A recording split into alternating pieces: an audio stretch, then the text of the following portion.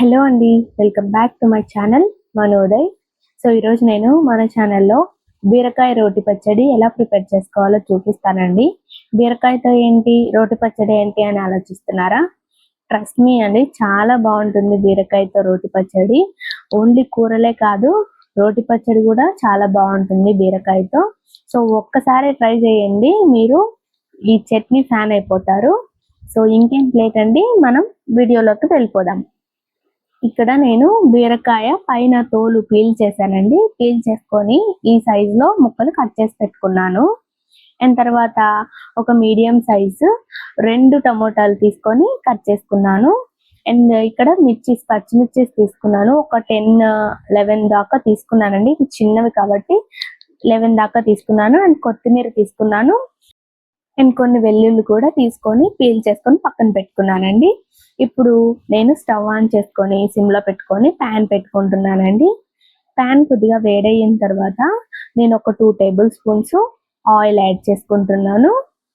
Oil కొంచెం వేడయిన తర్వాత మనము ఇందులోకి 1 స్పూను ధనియాలు వేసుకుంటున్నానండి. ఇక్కడ చూసారా, నేను 1 స్పూను ధనియాలు వేసుకున్నాను. అండ్ తర్వాత ఇందులోకి కొద్దిగా ఒక 1/2 స్పూను జీరా వేసుకున్నానండి. ఈ జీరా వేసుకున్న తర్వాత కొద్దిగా గుప్పెడు పల్లీలు వేసుకుంటున్నాను. ఇవి 3 మంచిగా వేగేలాగా వేయించుకోవాలన్నమాట. చిన్న ఫ్లేమ్లోనే, లో ఫ్లేమ్లోనే పెట్టుకొని నీట్గా నిదానంగా వేయించుకోవాలి. ఇది వేయించుకునేటప్పుడు ఆరోమా అనేది చాలా బాగా వస్తుందండి. ఆ వాసన బాగుంటుంది. ఒకసారి మీరు కూడా ట్రై చేయండి, ఈ చట్నీని మీరు బాగా ఇష్టంగా తింటారు. సో ఇప్పుడు నేను అవి కొద్దిగా వేగిన తర్వాత వెల్లుల్లి కూడా యాడ్ చేసుకుంటున్నాను. వెల్లుల్లి యాడ్ చేసుకున్న తర్వాత నేను పచ్చిమిర్చి కూడా యాడ్ చేసుకుంటున్నానండి. ఇవి చిన్న పచ్చిమిర్చి కాబట్టి నేను కొద్దిగా ఎక్కువ యాడ్ చేసుకున్నాను. మీరు మీ కారాన్ని బట్టి యాడ్ చేసుకోండి. ఇప్పుడు అవి మంచిగా వేగిన తర్వాత నీట్గా వేయించుకోవాలన్నమాట. ఈ పచ్చిమిర్చి మీద తోలు కొంచెం బాగా వేగిన ఆ తోలు అనేది మంచిగా షేడ్ రావాలి. సో అలాగా ఇక్కడ చూసారా, మీరు మంచిగా అది వేగిపోయింది చూసారా, మెత్తబడింది మిర్చి కూడా. అలా వేగాలన్నమాట. అలా వేగిన తర్వాత నేను బీరకాయ కట్ చేసుకున్నాం కదా, మనము చిన్నగా ఆ బీరకాయ ముక్కలు ఇందులోకి యాడ్ చేసేసుకుంటున్నాను. దాంతోపాటు నేను 2 టమోటాలు కట్ చేసుకున్నాం కదా పెద్ద ముక్కలుగా, ఆ టమోటాలు కూడా ఇందులోకి యాడ్ చేసుకుంటున్నాను. ఇప్పుడు వీటిని మంచిగా వేయించుకోవాలన్నమాట.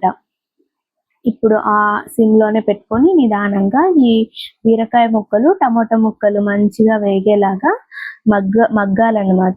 సో దానికి నేను మూత పెట్టుకుంటున్నాను. మూత పెట్టుకొని ఒక 10 మినిట్స్ మధ్యలో ఆగి చూసుకుంటూ ఇలా నీట్గా వేపుకుంటే సరిపోతుందండి. సో మధ్యలో అలా వదిలేయొద్దండి. మధ్యలో అప్పుడప్పుడు మూత తీసుకొని కదుపుకుంటూ కింద మాడకోకుండా చూసుకొని ఇలాగా వేగేలాగా బాగా మగ్గిపోయేలాగా వేయించుకోవాలి.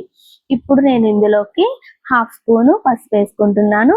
అండ్ రుచికి సరిపడా ఉప్పు కూడా యాడ్ చేసుకున్నానండి. ఇందులోకి నేను చింతపండు కూడా యాడ్ చేశాను.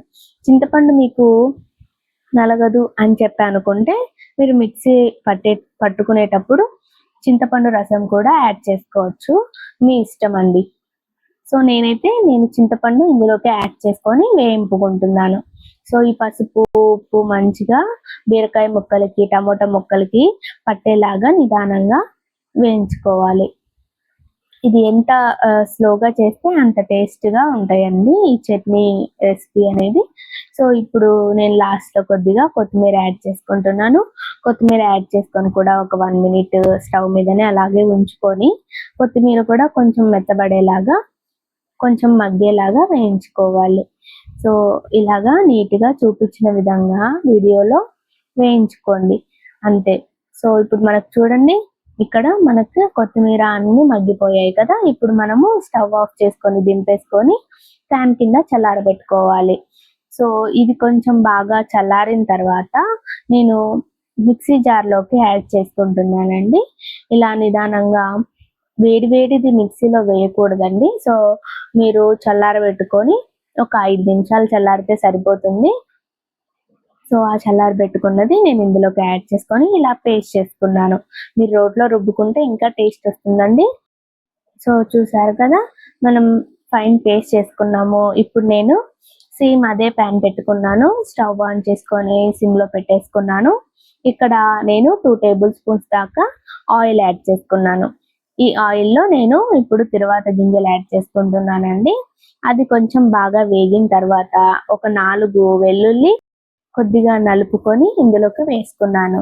ఇప్పుడు నేను ఎండుమిర్చి 2 తుంచేసి వేసుకుంటున్నానండి. ఇది బాగా వేగాలన్నమాట. ఇందులోకి నేను కొద్దిగా కరివేపాకు కూడా యాడ్ చేసుకుంటున్నానండి. కరివేపాకు కొద్దిగా పెద్ద పెద్ద ఆకులు ఉన్నాయని చెప్పి నేను కొద్దిగా చిన్న చిన్నగా కట్ చేసుకొని యాడ్ చేసుకున్నాను.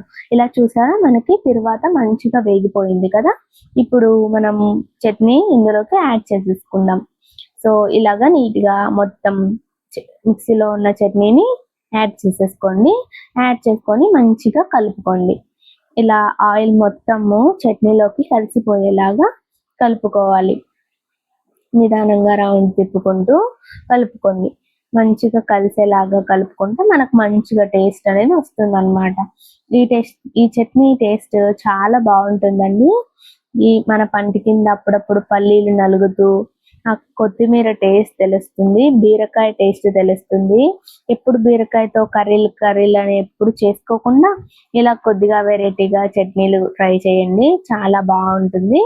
అండ్ ఇక్కడ చూసారా, మనకి చూస్తుంటేనే ఆ వాసనకి సగం కడుపు నిండిపోతుందండి. సో ఇది ఖచ్చితంగా మీరు మీ ఇంట్లో ట్రై చేయండి. ఇలాంటి మరిన్ని డెలిషియస్ ఫుడ్స్ కోసం మన ఛానల్ని సబ్స్క్రైబ్ చేసుకోండి. And thanks for watching.